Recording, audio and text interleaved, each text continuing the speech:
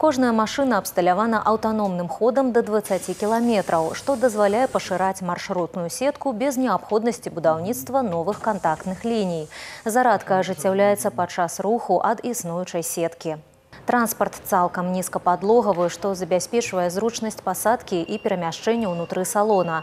Умяшчальнасць больш за 80 чалавек. 31 можа размясціцца на сядзячых месцах. Для пасажыраў з інваліднасцю абсталяваны месцы, забяспечаныя сістэмай сувязі з вадзіцелем і рамянямі бяспекі. Есть связь с водителем.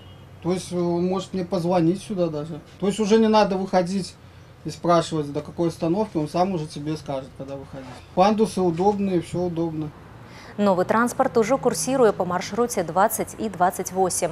Хутка дадзеную мадэль можна будзе ўбачыць у мікрараёнах Шведская горка, Новае жыццё і Паўднёвы. Усяго да канца года Гомель-Аблаўтатранс плануе атрымаць 27 адзінак новых тралейбусаў.